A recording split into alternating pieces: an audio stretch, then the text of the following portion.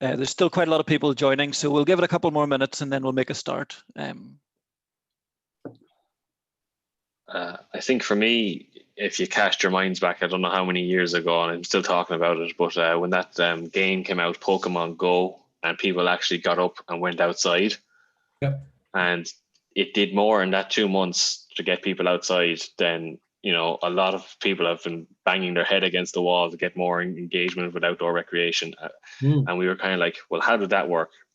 And it's completely different with the coronavirus, because it became not a fun thing to do, but became a necessity. I have to get out of this house.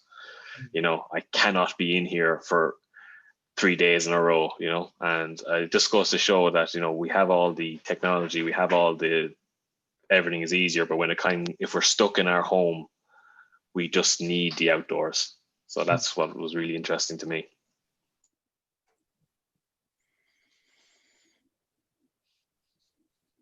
Yeah, it's an interesting debate as well, and the whole issue of gamification and how you make the outdoors resonate with young people who are used to a diet of technology and constant contact with their networks. So there's some very interesting aspects of that whole thing. If you're going to tell me that the Fitbit and the thing that counts your steps and that you can compare with your friends isn't competition or a handover from gamification, I'll debate that all day long. That's competition 101.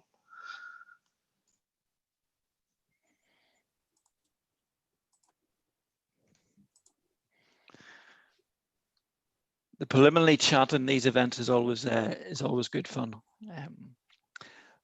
But we're just about 1 minute over, and there's still a few folk joining. But I think we'll make a little start anyway, because we want to try and keep to time. And some of my colleagues, particularly the guys from Germany, keep me very right on this thing. I'm from Ireland, and so for me, time is a very fluid sort of thing. But for many others, it's about being strict. So I'll do my best to be strict. So first of all, my name is Mike McClure. I'm the chairman of ENOS, and you're really welcome to the event this afternoon.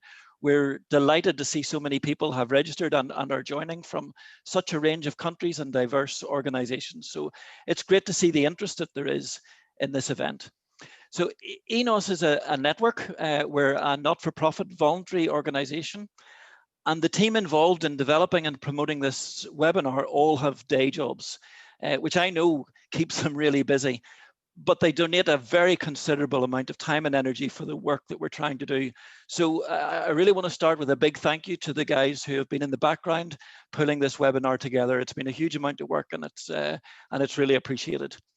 Also, right at the start, I want to give a big thank you to all of our speakers and panel members. Their names have been coming up on the list, and you've seen them in the agenda, and I know Tag will introduce them later on.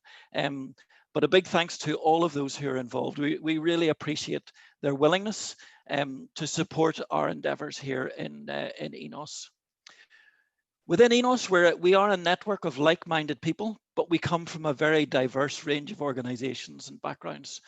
But all of us recognize and value the natural environment and the activities and the sports that we're able to do there. Over the past 6 to 9 months, the importance of green and blue spaces for citizens in Europe has never been more apparent, with unprecedented numbers accessing and hopefully learning to love the outdoors. And within the ENOS, we are committed to working with our colleagues who manage natural areas to ensure that we can mitigate our impact as much as possible. But also we're committed to engaging people with nature and trying to create cultures of compassion and love for natural areas across Europe. And that's not just for the wild mountain and coastal landscapes and the wilderness type areas, but those little green lanes and small woodlands and parks close to where people live. In a sense, that's very much about what our webinar today is about. So some quick housekeeping things. I'm sure virtually everybody now who's on this webinar is well used to Zoom and other online meeting tools. But just a reminder, if you can keep your mics muted, please. They will be muted by the organizers, but keep your mics muted. That's great unless you're actually speaking. We have, I think we're up to about just over 100 delegates at the event. And while it's lovely to see as many faces as possible, and that really helps the speakers as well, it sometimes is better if you can keep your camera off as well, just because of bandwidth issues. But we do miss seeing your faces and your reactions. So that's the nature of the online medium that we're into at the minute. But muting mics is the main thing. If you have questions, and there will be an opportunity for questions during the panel discussion, if you put those into the chat function, and then those will be sent through to our moderator, who will then pose those questions to specific members of the panel. Speaking of the moderator, it gives me great pleasure to introduce my good friend, Tadhg McIntyre. Tadhg and I have known each other for probably more years than we care to remember. And in a former life, we actually did a fair bit of canoeing and paddle sport coaching together. That was when he was a mere mortal, and he even then was a talented paddler and actually an even more talented coach. He's a sports psychologist by trade, and sometimes I used to wonder, was he secretly using me as some sort of great experiment? I'm not very sure. He's now assistant professor in Maynooth University and has been instrumental in leading and developing much of the thinking and work on the importance of green and blue environments on human health in Ireland and actually across Europe. Like me, he is passionate about green and especially blue and wet environments, which is just as well, as we both live in a very wet island here in the western edge of Europe. So Tadhg, it's over to you, and thanks again for your involvement in this event. It's that you're the one mic I don't want to unmute. I don't want to mute Mike. Look, it's a great pleasure to be here with such distinguished colleagues. Just Mike for starters, Benjamin and the team, and our honored guests. Thanks you for joining us today. This is really important discourse because we're now setting the agenda for the future of how outdoor sports and activity can influence and solve problems way beyond that, problems that transcend different dimensions of society. And it's my ultimate pleasure to introduce our speaker, Kilian Jornet, who describes himself as a 360-degree mountain athlete. Just a note, in our project, our European project, which is promoting urban health, we use a concept of 360-degree health, which is actually about being aware of the connection between human, environmental, and planetary health. And actually, that's something I think our amazing athlete and explorer and advocate and activist, certainly that's a thread that is weaved through his life. It's the Irish poet and Nobel laureate, the late Seamus Heaney, that says that nature gives us and bounds us by these rhythms and rhymes, the natural rhythms and rhymes. And those of us that are connected with nature and feel that, we know that being immersed in natural environment, being in tune with nature, is actually being in tune with ourselves.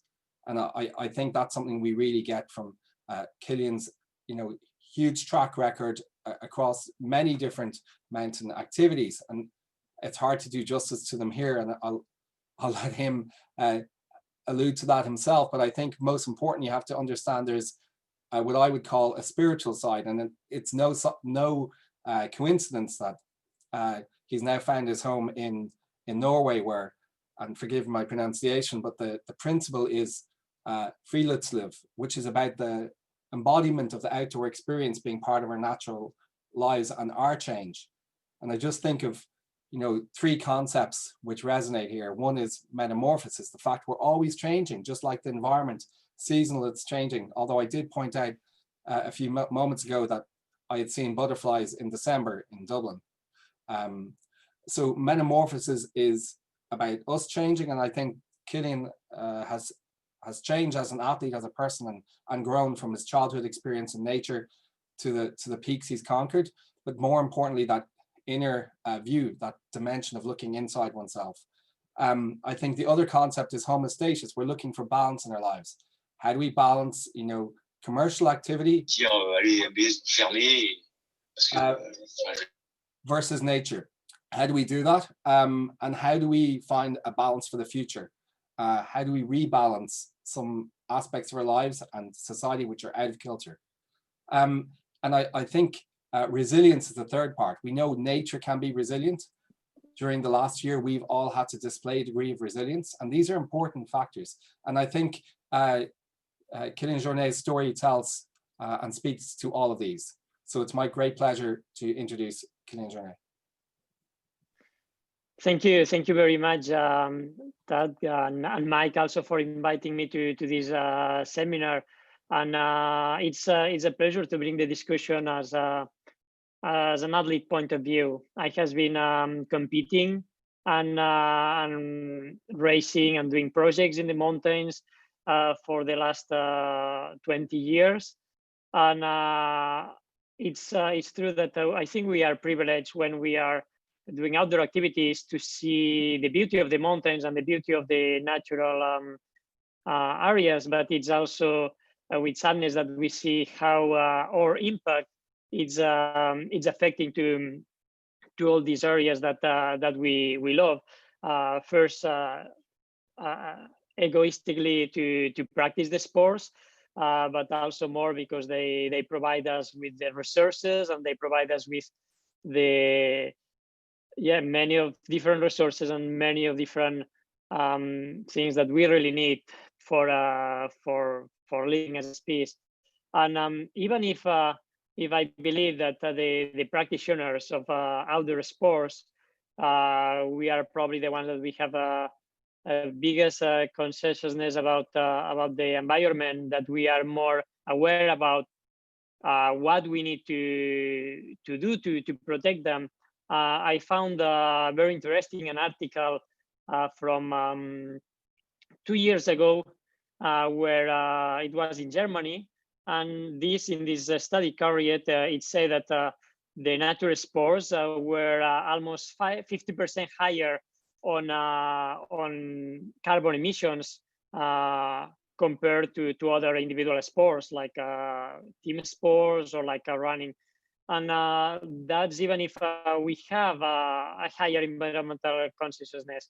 And it's mostly because transport, of course, because if we want to practice outdoor sports, we live in a society that we live in cities, we live in metropoles, and we have the natural spaces, they are far. So we need to transport ourselves there. I think we should revisit the economic model and the tourist model to be, as you mentioned before, in Norway, I think it has a very interesting model on how to natural sites and some kind of timing working hours where people can access to practice sports not only during the weekends or the vacations.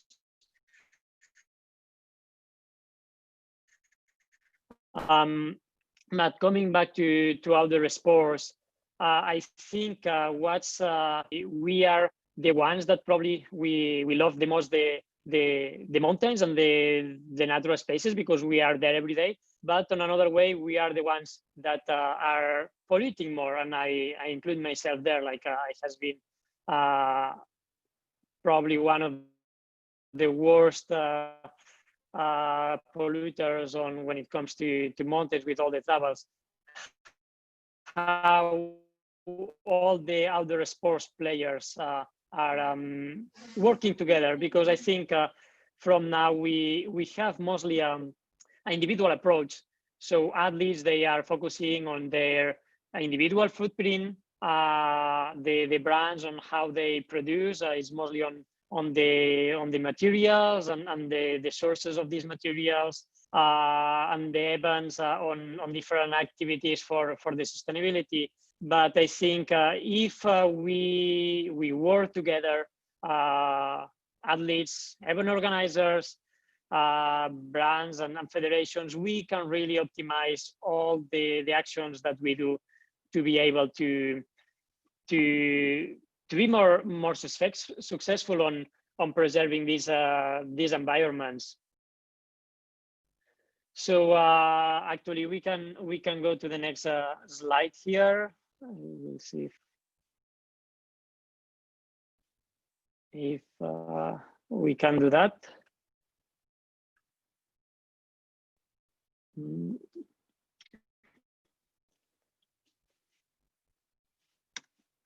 Okay, well, I will go to the subject. So actually, I think it's yeah, here we can see different examples of these on this multi-angle approach. So when it comes to competitions, for example, and we look on the climate change, on the emissions that they have century, it has been mostly like to have a stable group of people, athletes, coaches, managers, teams that support the athletes, and to move these people to different places to do the same activity.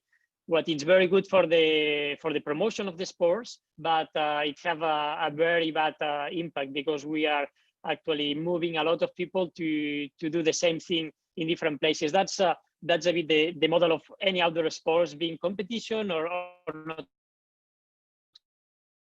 competition. It's the promotion of being in different places. So I think that first is the federations that we should rethink the circuits. What's a World Cup today?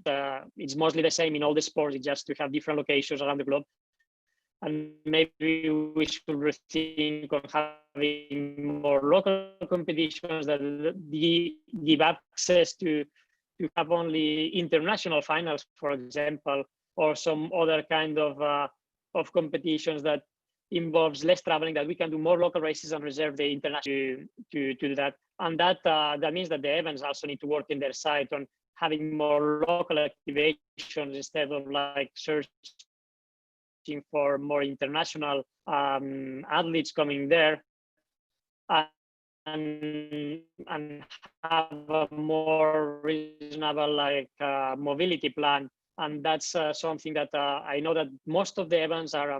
I think it's still a big thing to do, because we are looking more on international activations for events. And that comes also in the athlete side. When we look at calendars, what's more inspiring probably is to travel far and to bring this dream to bring this dream to people, to go far to visit new places. But I think our first role as athletes is also to on our backyard and to promote this, that will inspire people to do it. Local have a long they have an important role to play there, because beside the production side, beside the commercial side, brands also, they are a strong they have a strong marketing, and they have a lot of communication power to encourage people to practice certain activities and to do to visit some places. So things like to not disclose the places where they publish the pictures, to have less people want to visit these places, or to have travel budgets thinking about the carbon emissions for the athletes are very important, I think, to take into account for the brands. Another subject that is interesting, I think, if we go to the next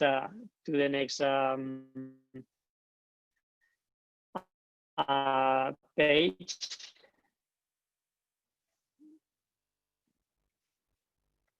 is the biodiversity. We talk a lot about climate change, and of course is in the map today. It's one of the biggest problems that we see. But you were talking just before about the butterflies flying in Dublin, and we see that our action has been our impact has been also very bad for the biodiversity. For the last 50 years, we have lost 68% of the biodiversity in the earth, and that's huge. It's in 50 years we have lost more than the half of the biodiversity. So we need to start to make plans on keeping this biodiversity, because at the end it's we need to understand that we are part of the ecosystem, that is not humans and nature, but we are nature and we are part of the ecosystem. So we need to take care of that instead of taking care of ourselves too. And as a sports players, we have also a role there. It comes from, as I said before, in this multi-angle approach, federations and all the institutions. I think it's very important that they start to give information about this, and that's because as an athlete, if you want to know what are the species that they are in risk in a certain area, if you can go running or biking, or you can go off trail, or you can camp or swim in a lake in an area, it's very, very hard to find these informations. You need to spend like a full day in internet going to governmental sites, and you will find a PDF somewhere that it will explain like in 100 pages what you can and cannot do. So it really needs a lot of interest from a practitioner to find information. It's not very friendly. It's hard to find those informations, and they are vital for keeping the land and the other species safe. So I think for federations, it will be very important to promote this information, institutions, national parks, to make this information more accessible. It's a very good example that it's made in Switzerland. If we go to the next slider, we can see some different examples of that. They have created some websites where you can find a map with all these different informations in a very easy way to find for the practitioners.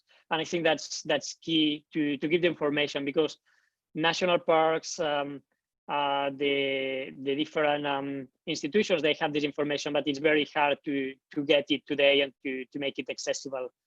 And that's also for the event organizers today, to be accepted to carry on a race or any event. You need to make an environmental study, and that's right in place today. But it's important to be thinking more than that, like how is the lighting, how is the sound direction, what will be the land erosion of every event, but also to take the opportunity in the event to educate all the participants on what they can do to preserve these the regions.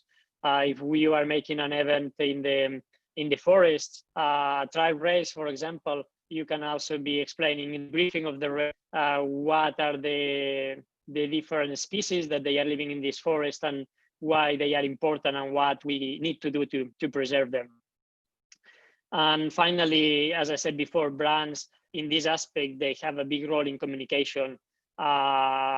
Disclosure of locations, it's key. It's also like not showing practices that can encourage some of the certain activities. Let's say like before Sensio, now it starts to be the winter.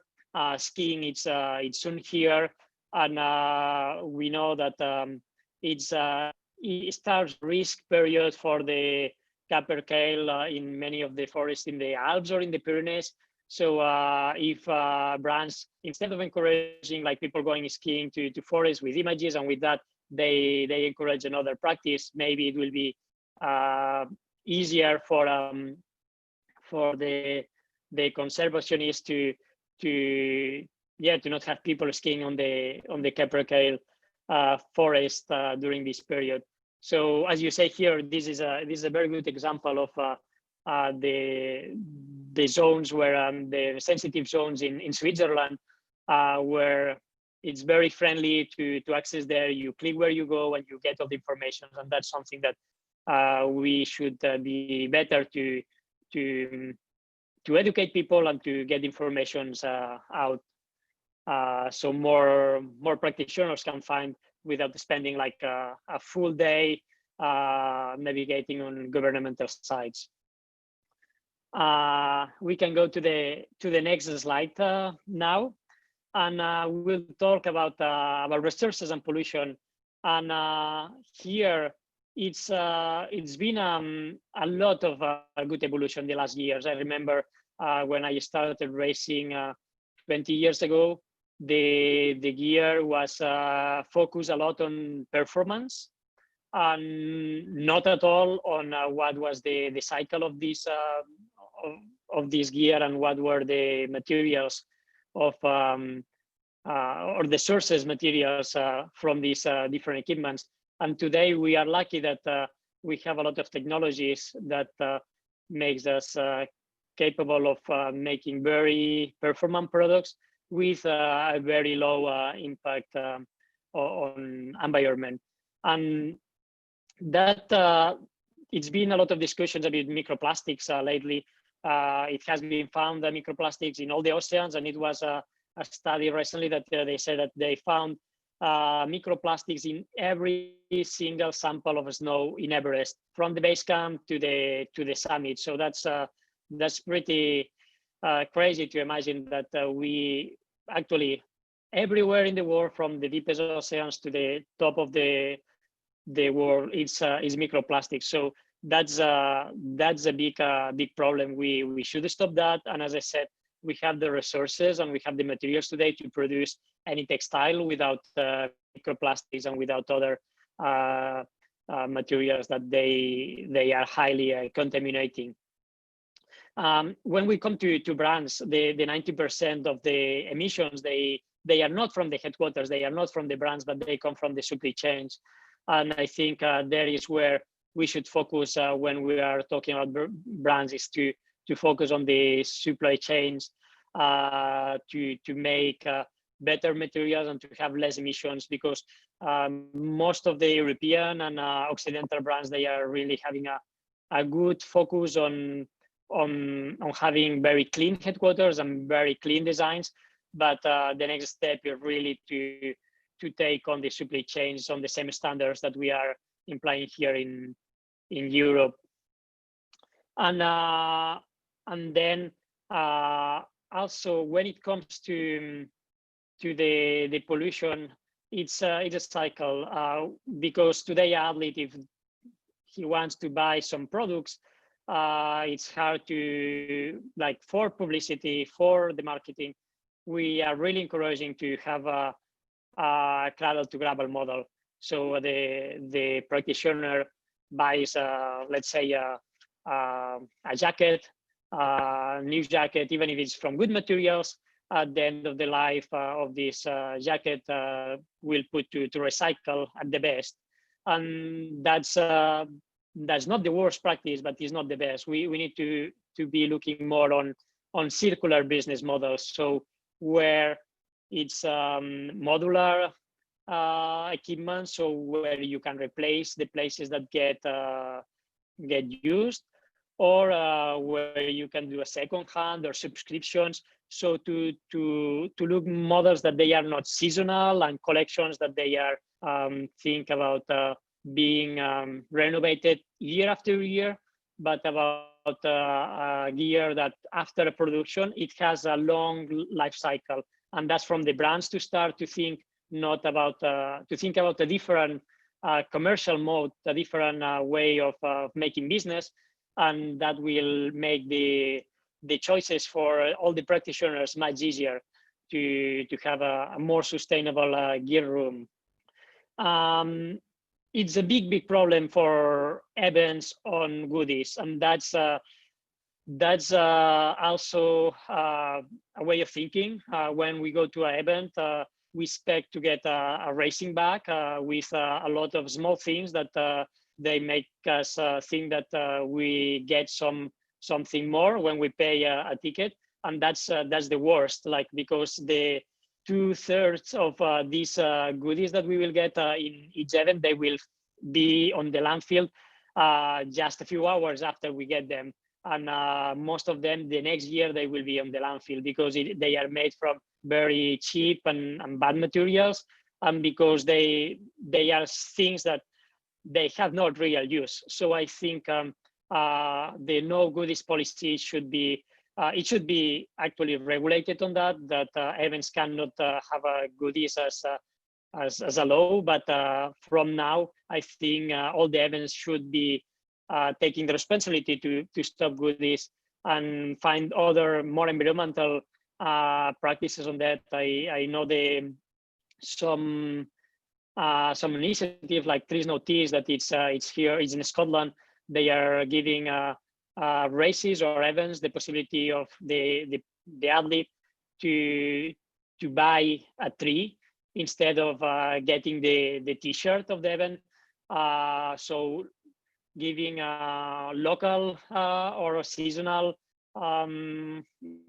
food instead of having like plastic goodies, or giving environmental activities like the Trees No Teas. I think it's a win-win for the practitioner to get something when he enters an event, and not to have just plastic on the landfill a few weeks after. And at the end, federations, they have a role also, because most of the federations, they have a big pressure also from brands on having the rules evolve about the gear that they are making, so to make rules that they don't promote the overconsumption and that they are banning toxic products. And that comes from now that is starting the ski season, from waxes. I know that cross-country skiing, alpine skiing, they were thinking about banning the fluoride waxes for all the events. I know that ski mountaineering, for example, is taking some things about which kind of explosives to use for avalanches, and I think we should take this further on, going to look more what's the impact of every race when it comes to the land.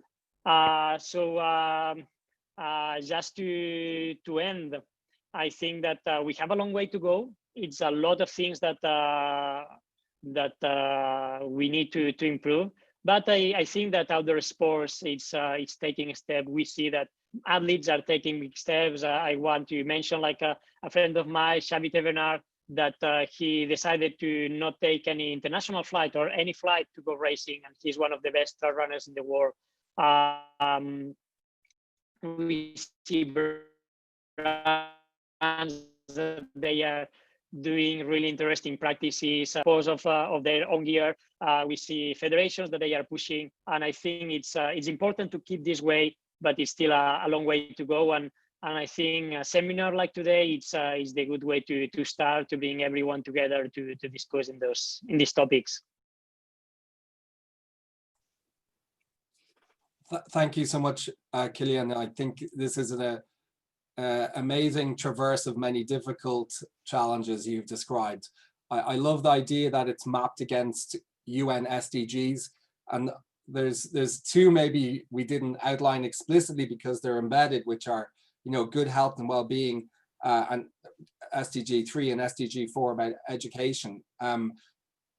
Because my friends worked in motorsport for many years for the FIA, and you know, educate and entertain were part of the principles around marketing. When we're talking about education now, we're going to education beyond you know, the rules of the sport or the technicalities. We're really talking about opening people's minds, and I think that's a really interesting way you described it there, to highlight that, you know, there are huge opportunities here. I think this is a good segue to our next speaker. And just briefly want to thank you, Kilian, so much, and I know you'll be part of the panel in a few minutes.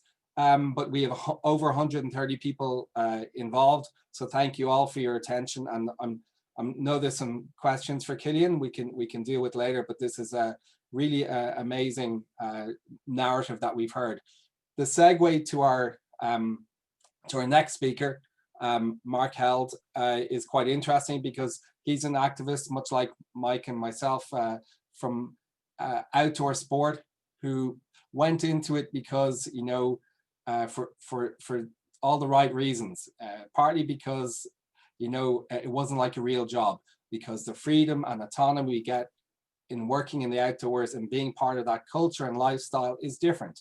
And that's certainly been a touchstone for me, I know, for Mike and for Mark. And now I'd like to introduce Mark, who's both a co-founder of the European Outdoor Outdoor Group and the European Outdoor Conservation Association. But what Mark will describe is really important, which is, you know, that the many actors, as we call them, working in this area actually share common missions, motives, and understanding. And it's that connection between ourselves and nature, that interconnection. And I think that's key to what we do in the future, what we talk about now. And it's certainly been a common thread throughout our past. And over to you, Mike. Sorry, Mark, thanks.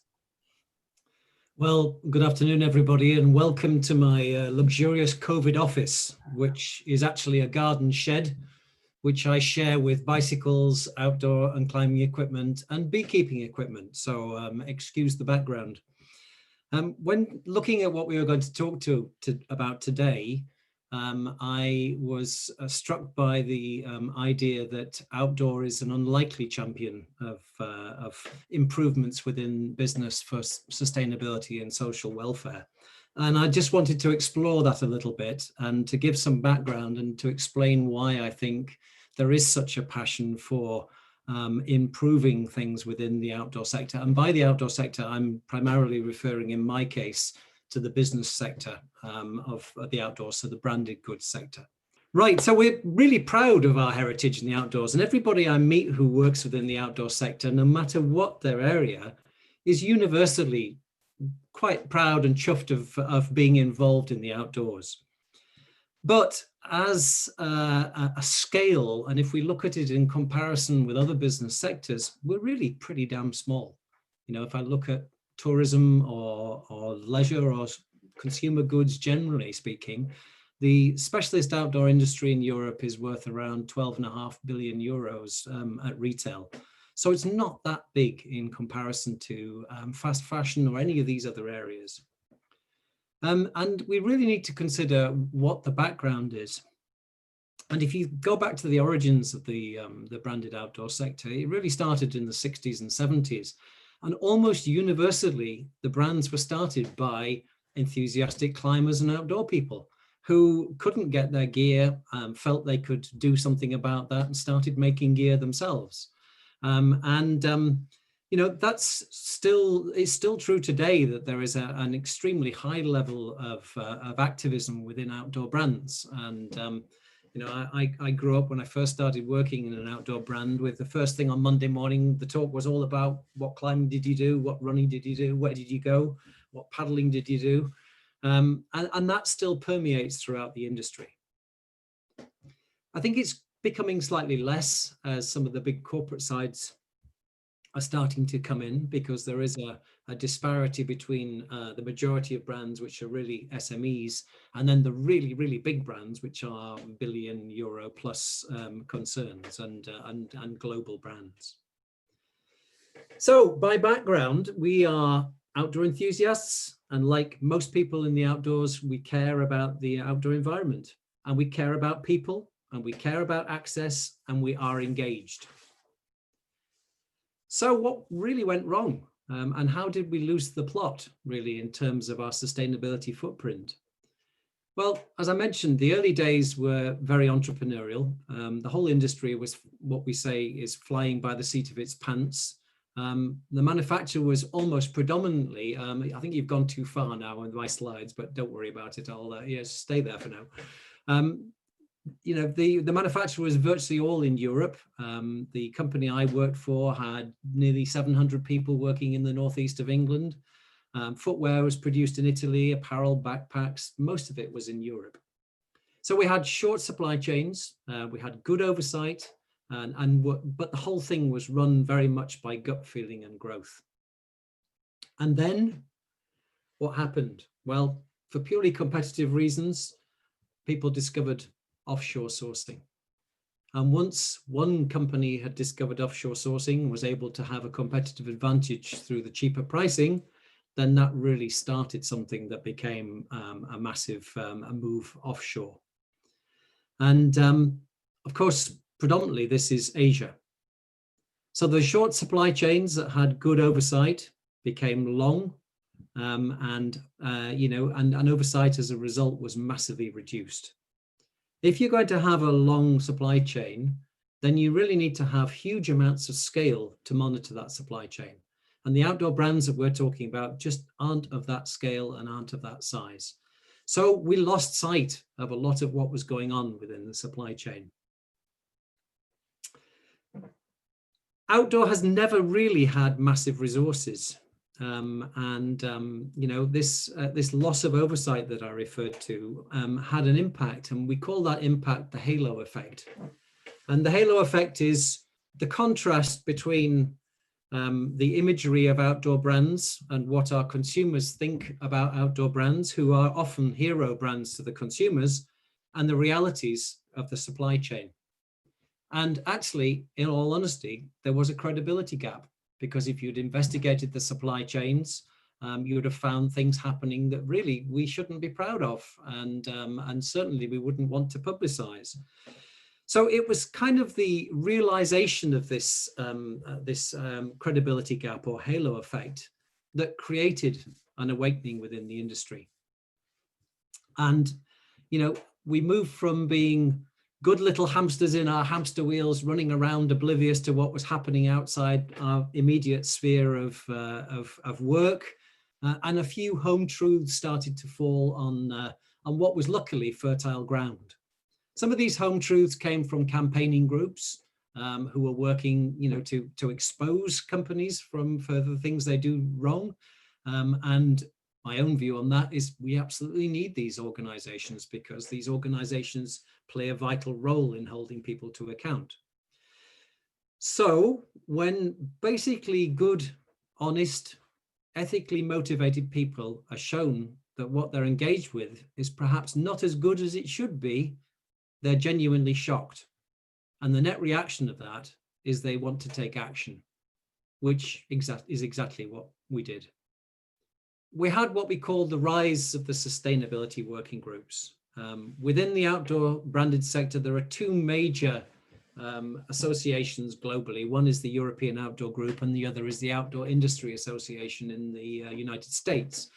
And virtually simultaneously around 2008, we both woke up to this reality of our supply chains and started to take action by motivating the member brands to come together with us to look at sustainability within the industry. By 2010, we had developed what we called the Eco Index. When I say we developed it, we'd done it as a cooperation with the OIA. Everything was open source, it was all transparent, and it was all aimed at providing a methodology for brands to start to measure their environmental impact and the impacts of their supply chains. This was at the outdoor industry scale. And it was clear that for the outdoor industry alone, we couldn't change the world. So there was some might call an unholy alliance between the company Patagonia and Walmart, the massive retailer in the US. And they effectively decided or came together to form another group, which was to take the work that the outdoor industry had done and make it global and make it applicable to all brands. So out of this came the Sustainable Apparel Coalition. And this is massive. It's by far the largest sustainability initiative in the world as far as apparel is concerned.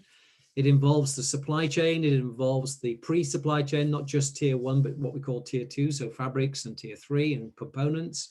It involves all the key brands, all the key retailers, fast fashion, and everybody. So what the little old outdoor industry started has become a very major piece of work. And it's now split into two parts: the Apparel Coalition, which develops the policy, and Hig & Co, which develops the tools for companies and facilities to measure the impacts of their supply chains, to look at the carbon, look at all the aspects that are relevant in the circularity of their entire supply chain.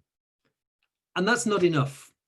It's all right to have work on sustainability, but sustainability is not a thing in itself. It's not it's not something that is a unique area that's separated from other issues. And as an organization, we've always said that there are three key aspects. There is the social side, or really how we want to do business. What principles are going to guide us as organizations in the way we do business? And that involves how we treat people, how we treat the environment, how we give back. So the next areas are ensuring we minimize the impact of our businesses, which is the sustainability side, and ensuring that we protect our workers and look after our workers and stop our workers from being exploited if they're in Far Eastern locations and a long way away from where we are. And then finally, what we give back in terms of the environment. So to the next slide. Oh no, sorry, you can stay on that one. No, beg your pardon, go back again. I'm ahead of myself.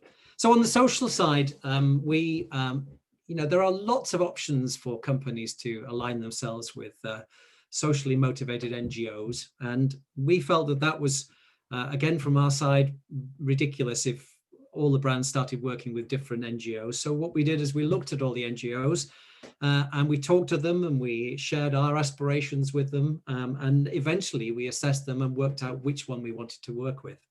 And the one we chose to promote and work with was Fair Wear Foundation, which is based in the Netherlands. It's what we call a multi-stakeholder initiative, which means that the board is made up of campaigning organizations which try and work to hold brands and companies to account, trade unions, and the business side. And really what it works on are the key issues related to social elements, which are freedom of association, safe working conditions, gender-based violence, and ensuring living wages. Within Fair Wear now, outdoor brands make up the largest proportion of the membership. And I'm also pleased to say that it's a person from the outdoor industry that is actually the chairman of or chairperson of the board of directors, the independent board of directors. So that's what we do on the social side. It's not the only initiative. I put up a couple more: Fair Labor Association from the US, an ethical trading initiative, which is European. There's an ETI Norway, for example, an ETI in the UK. So environmental, social, and what about the aspect of protecting our environment and giving back to our environment? Well, actually, this was the one we started with back in 2007. We set up an association, a conservation association, which was funded from the outdoor industry. And the key objective was to give grants to grassroots projects. And by grassroots, I mean projects of the kind of scale that aren't like the World Wildlife Foundation, who have the ability to go out and raise large funds. A lot of small, really valuable projects just don't have the infrastructure to do that. So we specifically focused on smaller scale projects that had a community aspect, an environmental aspect. We predominantly deal now with issues of climate change, environmental protection, and we are, it's now in its 14th or 15th year and has raised millions of euros, is very active. It's part of the International Union of Conservation of Nature, the IUCN, based in Switzerland, is utterly independent and raises 98% of its money from the outdoor brands. It's something that resonates with the outdoor brands. They like it, they're very enthusiastic about it, and great. I always say they could give more money, but that's just my perspective because I happen to run it. So where are we at now? I just find my place there, which I've totally lost, but never mind. Where next? On to the next slide, please. So I've given you an overview of really how the outdoor industry has what we would call punched above its weight. So many of the initiatives we've started have gone on to become industry-wide, not just outdoor industry, but industry-wide initiatives. So for example, the microfiber consortium that we set up to analyze the impact of microfibers and microplastics has become an industry-wide one, and all the key brands such as H&M and Marks and Spencer's and all these people are all part of it. And it's again become something that's independent and outside the industry, but we're proud of the fact that the industry has started it. We also dedicate an awful lot of our resources. So the team, the EOG team is not that big. It's really quite a small team, but within that small team, we have 3 PhD doctorate level members of staff, all with doctorates in sustainability and textiles. So we take it incredibly seriously.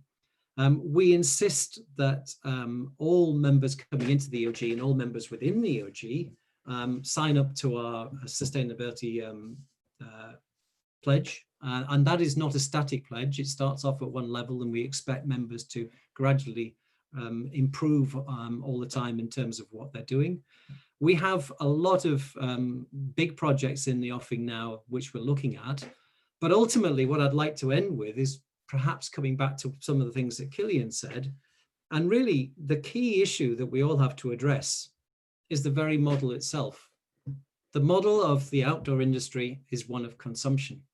And as we move forward, the model of consumption cannot last in its current format. It will not work. We cannot continue to just pump more and more products out there and try and encourage people to buy or change their products all the time. It has to change.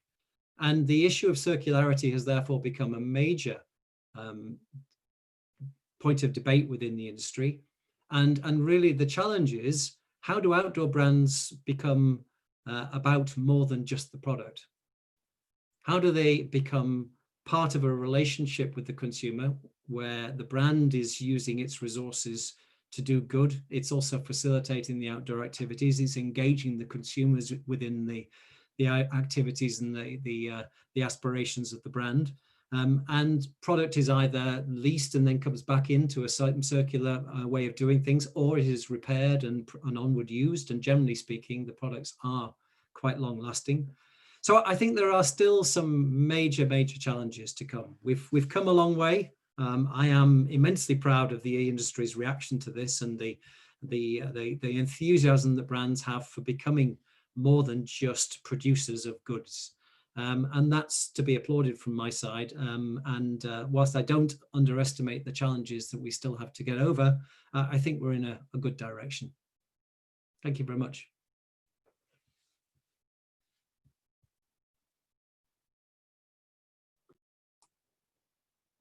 Thank you so much, Mark. That was a really interesting navigation of some of the challenges of the past and the hurdles in the future. So if we look towards the future, because we have a number of major initiatives in terms of consumption.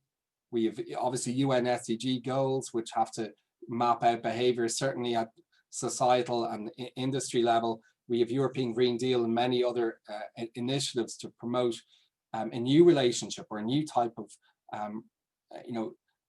consumption of goods, which is actually much more sustainable by default. I just focus on a question from the ENOS perspective, and I'll put this to you, Mark, first, if you don't mind. What's the one thing that ENOS should do to build its connectivity between the industry, the sports federations, event organizers, and even the individuals participating or spectating sport to promote sustainability and regeneration in natural spaces?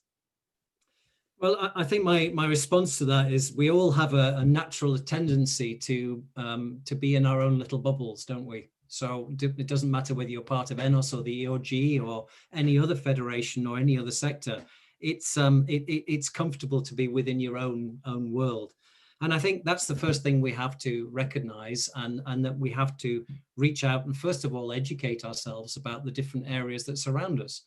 So, for example, when I met Mike the first time, I had no idea about ENOS's existence, which is ridiculous because the outdoor industry is not the entire industry. It's only one chunk of the chain.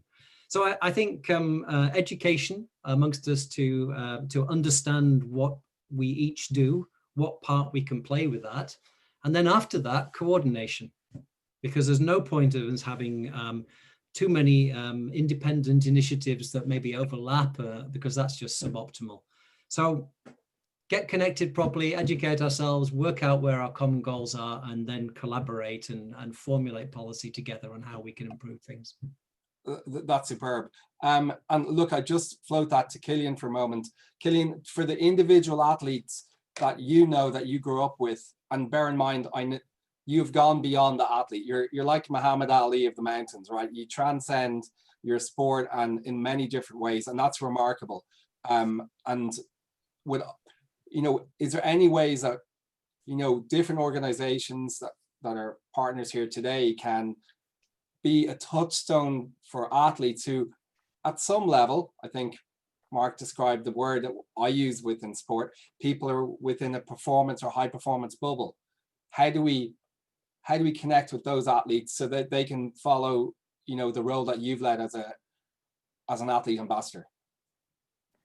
Yeah, as you said, we live in bubbles, and it's very hard to get out because everybody in our bubble is talking about the same language and the same problems. So it's very hard to get out from that. But I think today we have the chance with the new communication tools to get to more people. And I think it's we've been seeing, like for example, with the intersectorial environmentalism, that it's been reaching much more people. So I think it's just we need to reach out through different channels of communication, and that's from the, of course, I think if the brands in their communication they raise these conversations, it will be a part of the athletes that they will hear, and if athletes they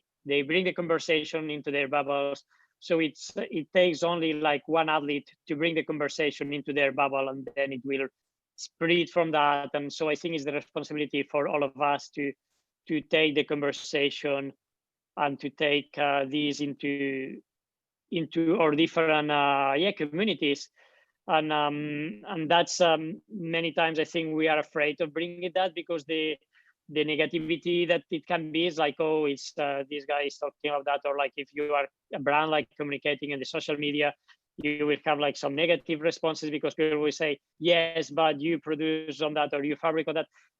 It doesn't matter. Like we need to bring the conversation. We need to be there, even if it's criticism. It will be always people that will get the message and that will start to find more. And I think it's just to light the flame, and then from there it will just spread. And it's important to not be afraid about the criticisms to start it. Thank you so much. I really like that idea of you bring the ideas to your own community, and then new ideas can spring like a fish from water. Thank you so much. Now it's my great pleasure. As you can see, we're moving on to the panel discussion, and just first of all, I'd like to welcome Mark and Kilian, who are joining the panel, who are going to be joined by our guest speakers.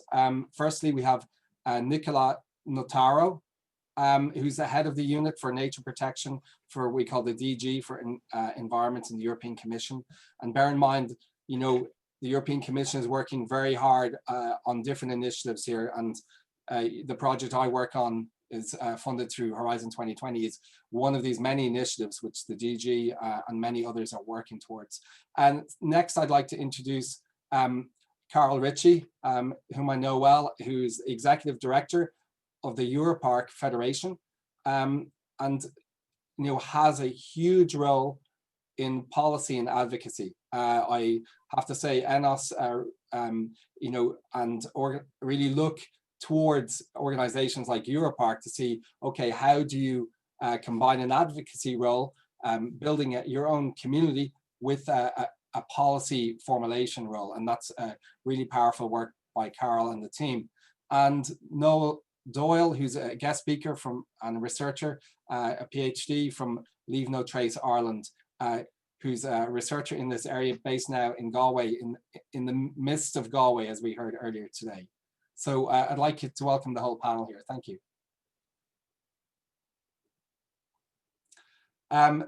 Now, just to go a step further, would you like to say hello, Nicola? Ben, can you unmute him? Sorry, we just have to unmute you. Sorry. Yes, I was just trying to say that I'm very happy to be with you this afternoon and to join a bubble which is actually quite different from the one in which I generally work. Great, thank you. Carol? Yes, good afternoon, everyone. Delighted to be with you from slightly cold and grey Scotland. I'm also in my garden shed, Mark, so you know, there's a lot can be done from a garden shed. Yeah, looking forward to engaging in the discussion. I've heard some very inspirational and thought-provoking words from both Mark and Kilian earlier, so I'm looking forward to just having a good chat about that. And because I'm in Dublin now, we're going to go west to Galway, where Noel is. Good afternoon. Hello, hello. I think it's very important that I say I'm actually in Mayo. There's a big difference between Mayo and Galway, but again, like the others, I'm absolutely thrilled to have been invited. And the presentations earlier were fantastic, really good stuff. So again, I'm really engaged and looking forward to speaking on the panel.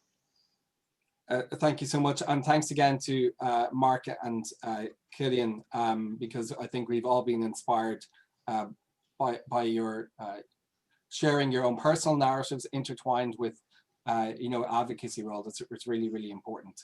I just gonna turn to you, Nicola, first, if I can pose this question to you. From the point of view of environmental conservation, is the outdoor sector perceived as a threat or an opportunity to the natural environment? Yes, well, I would say it's actually a bit of both, and it really depends on how these activities are organized and how they take place. I think previous speakers, both Kilian and Mark, actually gave us a pretty good picture of possible impacts of these activities on the environment and the protected areas when they take place in parks or even other areas which are not subject to specific protection. Of course, impacts can be multiple, and they very much relate to the numbers of people involved, because of course if we're talking about few people, then they may remain insignificant, but when we go into large-scale events, then they may be extremely important, very significant. And at the same time, however, there is also a lot of positive potential for good synergies, for win-wins, because these outdoor activities actually raise enormously people awareness about the beauty and the value of natural areas. And if you become more aware of that, then actually you may be more willing to protect, to appreciate these areas. So at the same time, this awareness raising is often then turned into the choices that people make when they consume, because of course we all can make more sustainable choices with our consumption, but also the political choices when they finally have to elect their representatives, and maybe they become more sensitive to those who express goals related to environmental protection, to nature protection, to enhancing green in the cities, to having more parks, more green areas close to where we live, which some of you referred to the fact before that during this pandemic, we have actually rediscovered somehow the importance of reconnecting with nature. So I think outdoor activities do a lot of good in that respect. And also sometimes they could and they can contribute to even financing for maintenance of these areas by contributing maybe spontaneously for the use of certain areas, sometimes because there are small fees that are asked from the users. So all of this is very, very important. And I see even a potential which is maybe even less exploited related to citizen science, because a lot of the environmental policy needs to be based on data, which is actually quite expensive to collect. And then nowadays we try to rely more on new technologies, digital of course, but also on citizens. And I see a potential connection also with all those who do outdoor sport activities that could contribute to the collection of that data. So it's both a challenge and an opportunity. And if you want to tackle all the aspects of the challenge, I think what Kilian and Mark have explained before is absolutely essential. There must be a sort of life cycle assessment of the activity so that the environmental impacts are actually prevented at source. There must be a circularity of these activities so that everything we use is actually not discarded, but reused as much as possible. And then for any big event with significant impact, of course, there is a need for an environmental impact assessment for these activities, because otherwise impacts cannot be controlled. I mean, all of this, I really see it very connected with the new strategy on biodiversity that the European Commission has proposed in May this year, and that actually the Council of Ministers of the European Union has endorsed just last month. And we have proposed to expand protected areas all over Europe to protect 30% of EU land and sea. And within this 30%, we are aiming at strictly protecting, so regulating more tightly all activities within 10% on land and sea. And of course, there's also a debate on what does it mean, strict protection. Would recreational activities such as outdoor sport, for instance, be allowed within these 10% of strict protection? And the answer to that, of course, is under discussion at the moment, but will be very much related to how these activities are organized, planned, and how they take place. Because they could be activities with zero or very, very low impact that even in strictly protected areas are allowed, or may actually not be, and therefore they would need to be excluded. So I see a very strong case for both tackling the challenge, at the same time exploiting the opportunities between the two. And that's a really good point. And I think as Europeans, we really welcome the prioritization of nature by the European Commission with European Green Deal, with the biodiversity strategy, which gives us a good template for the next 10 years, parallel to the UN SDGs. And just to take that idea, I think it's something Kilian mentioned, is athletes actually become, they don't just respect nature, but they promote good use of nature and interaction with nature. This more synergistic view, or what we call transformative, not transactional, and I think this is really interesting. Athletes could be, engaged citizen science. And Carol, I'll turn to you, because we're, I think we didn't spell out the Natura areas there, but if we're talking about Europark, I think the areas which you have stewardship and members from, there's huge overlap with these areas here, and you're dealing with this juxtaposition of use versus preservation. Do you want to speak to that briefly from the perspective of outdoor sport? Sure, thanks very much. And I concur with everything that Nicola has just said. I mean, we, Europark Federation, pretty much represents very much of that 30% that will be under protection. So yeah, everything that I don't need to repeat what Nicola has said in terms of finding the balance between the opportunities and the challenges. But I think for me, if I may, just what might unlock that are two words I think that that just to reflect on how the outdoor activities sector can contribute to that, and that those are understanding and respect. And I think what I heard from both Kilian and Mark was really encouraging, because I think they both presented with a degree of honesty. And I think that honesty, that really moment of self-reflection, that perhaps, you know, the outdoor sector, who absolutely I would concur, have very much a respect for the outdoors, but we need to turn those values into actions and understanding the consequences of our actions, whether it be just be an individual sports race or whether it be a massive, you know, mountain event. So it really is, it starts in here. It starts with a state of mind. And that's down to both individual participants in outdoor sports, right up to the federations and to the brands who can influence that.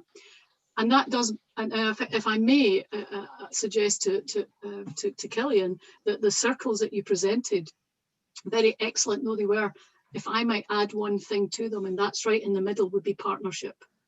Because all of that that's in your circle, I think the building of trusts and the partnerships with, in my case, the parks, because the one thing that all outdoor sports have in common is you need somewhere to go to. And normally that somewhere are the places that from our members that we represent. And that's the pinch point. And that's where our values need to intersect. And our communications, our relationship building, our trust and our honesty needs to be. So those would be the things that I would build on. And I think that we in Europark, working with ENOS across the board, you know, that's what we're trying to encourage. Yeah, your heart and minds argument, if I sum it up as that, Carol, I really resonate with that. And I think it probably goes across the panel, and the many people, over 120 are still listening. So well done to you. Okay, they're not listening to me, to be fair, right? So thank you. I think on that, what's really interesting about the hearts and minds is, you know, is our relationship with nature. You know, nature, you know, do we see as nature and us, or as we're part of it?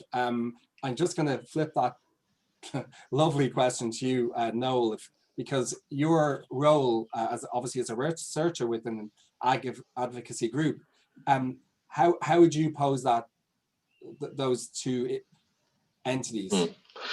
Yeah, so this kind of goes back to my research, which involved behavioral change in the context of outdoor recreation, and you kind of hit the nail on the head with you know, the minds and the heart. But I would add in the other one, which is that the way the experts said it for me is heads, hands, and heart.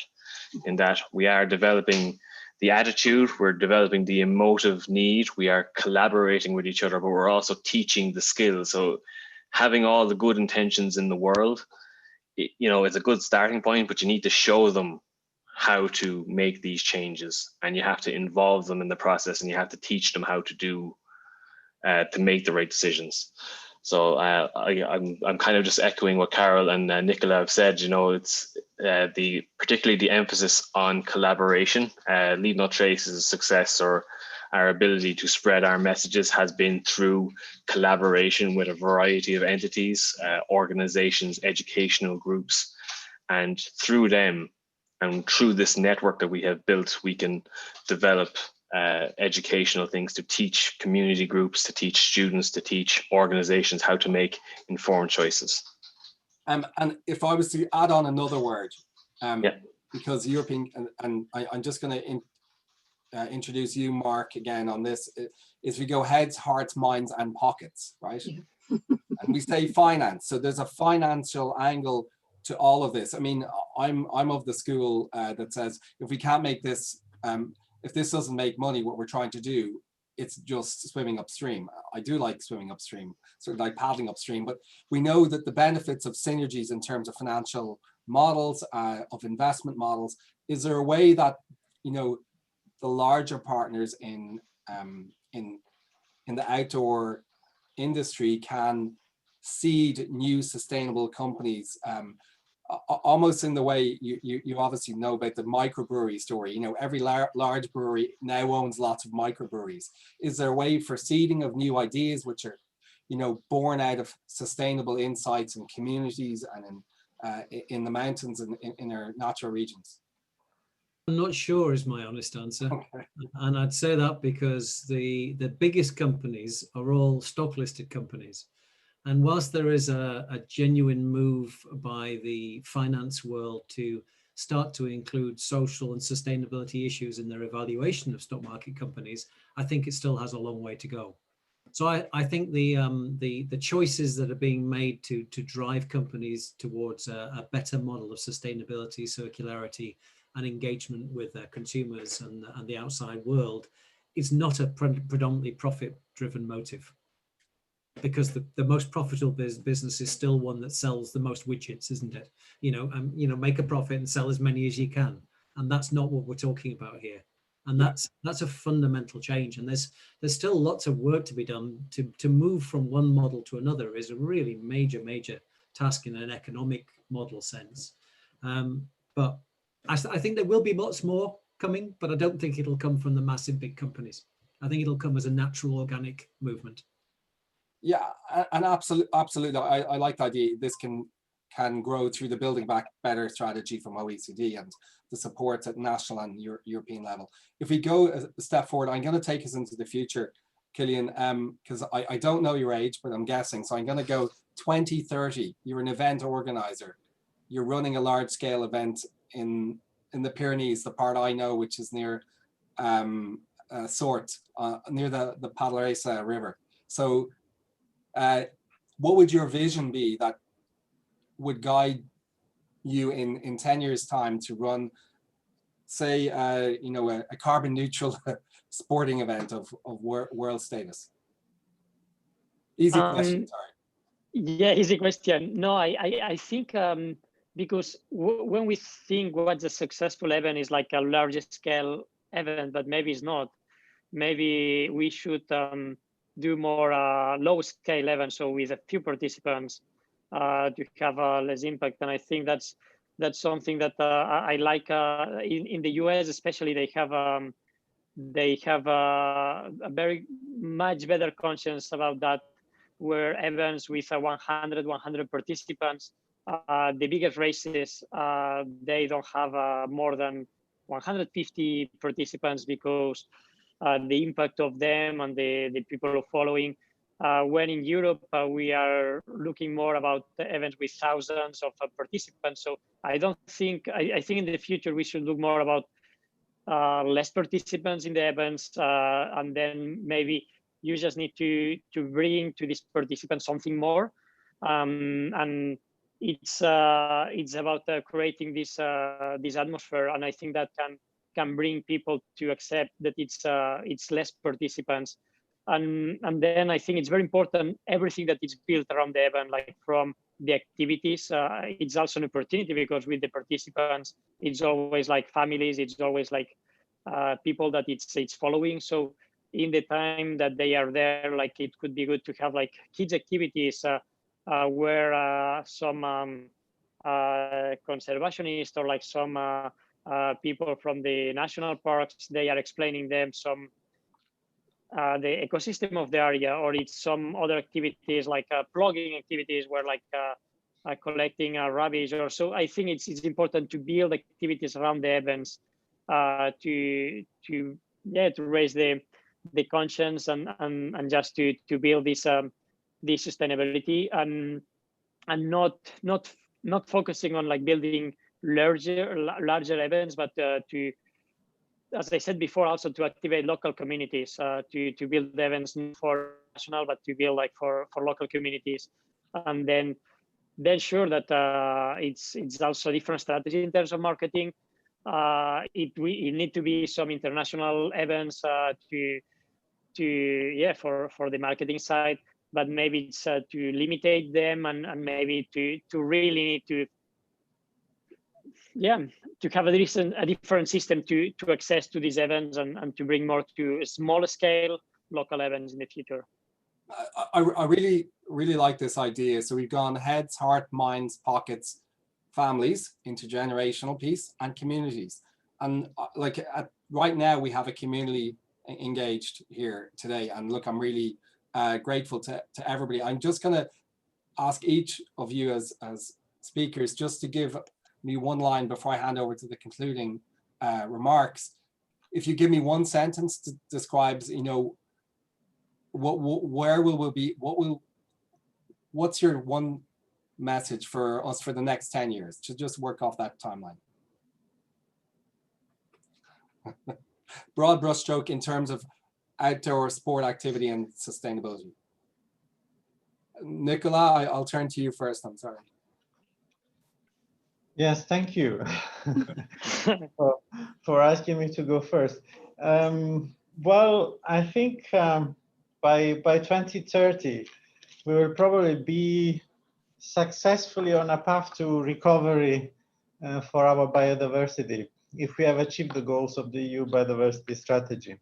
And we will have successful small outdoor events, very sustainable, as Kilian just described, taking place in Natura 2000 sites in the network of protected areas of the European Union.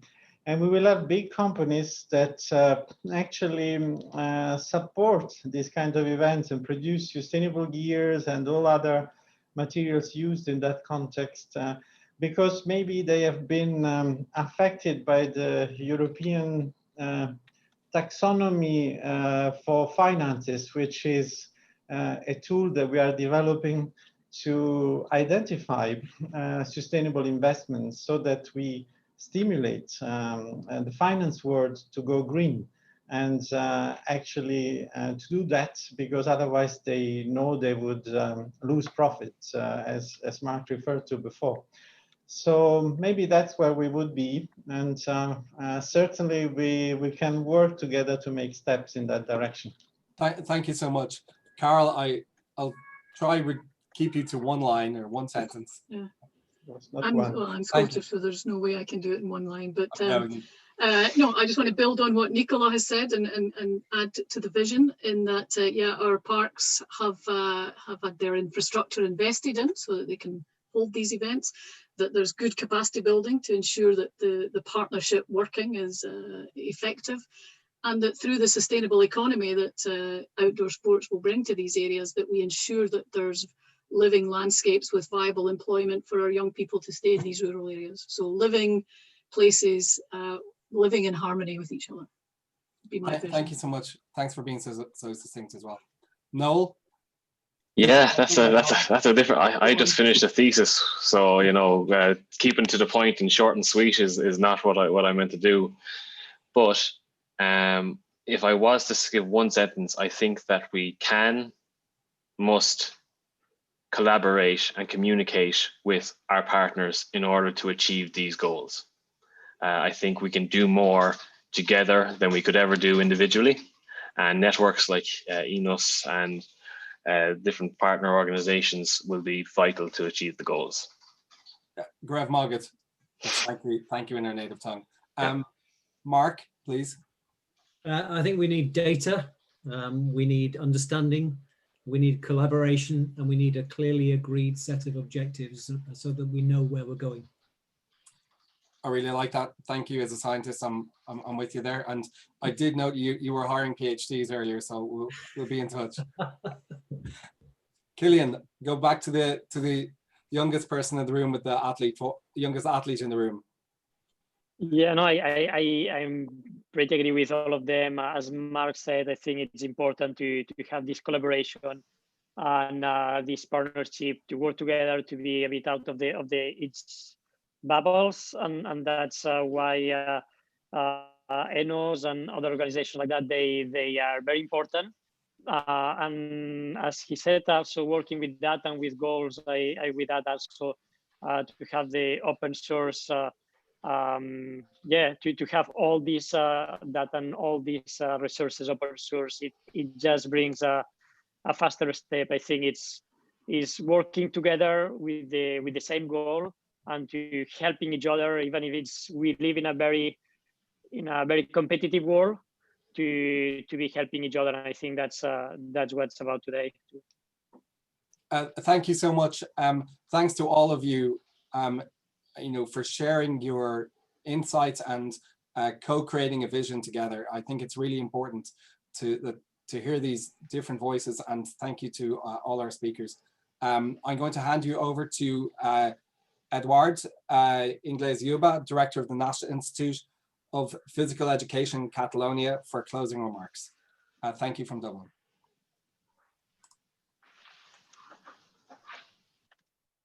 Okay, many thanks, Doug. Firstly, for the facilitation of the session, of course. And first of all, many thanks to my colleagues in INOS for the organization of this virtual seminar, and especially to Frederic, Alberto, and Benjamin, and also to Mark, Barbara, and Maxine for helping us with the report. And of course, to all the great speakers today for their passionate interventions. Well, outdoor sports and sustainability are my own field of research. So it's been a great pleasure for me to listen and learn from all of you. And it is also a big pleasure to try to make this final quick conclusions or final reflections on the topic. It's been very stimulating session, I think, and well, we have achieved our main objectives. So that's the first and initial conclusion, I think. And so giving answer to the subtopic of the seminar, I think that we have taken a step forward in our pathway to environmental transition through outdoor sports. And I'd just like to stand out some quick ideas and in the line that the speakers have done in one sentence. So I'll go very, very quickly by some reflections. Firstly, two main questions that I think that can group the ideas of the interventions today. So is the outdoor sector perceived as a threat or as an opportunity? And can the outdoor industry and economic help in terms of environmental transition? Or in short, what can we do from the outdoors? And so in this regard, speakers have given us some answers that I'll try to quickly sum up. The outdoor sector must work collaboratively with other stakeholders to optimize opportunities, and we need to involve them, those stakeholders, all of them, with a clear message of responsibility. Firstly, schools and outdoor sports federations, for instance, must be committed, and they have learned about that environmental commitment. Protected areas managers should also be involved, and their experience can be taken as a model for society in general. Brands' commitment can lead to a win-win solution so that it benefits both environment and also themselves. And finally, large-scale events organizers and top-level athletes can also act as role models guiding to environmental transitions. And within INOS, we have a strong commitment with the natural environment and its sustainability, and it is reflected in our charter with 2 points that reinforce it. And so it is one of our main objectives. We have forged very positive links with the Europark Federation, and together we have created the joint 10 principles for outdoor sports that we seek to promote. And going further, we are now working with the European Outdoor Group to incorporate these messages, the messages from the principles, into some of the brands to get to people who use the outdoors. And we are now just starting in January, also with Europark, a joint Erasmus Plus project that will look at issues affecting protected areas and how outdoor sports educators can help on it by building in better environmental awareness to their training. So it's the C project, Sustainability and Environmental Education in Outdoor Sports. And finally, INOS has had discussions with the EU Sport Unit to push the promotion of green sports and the greening of sport in general. And we have already offered to support any developments in this respect to be involved in an expert group on this topic. And well, the final conclusions is that we need more and more steps to environmental transitions through outdoor sports, and we need to take them together. So we would really like you and your organizations to join our network and to work with us and with all the INOS members in this important topic. So many thanks for your attention, and be active and be outdoors.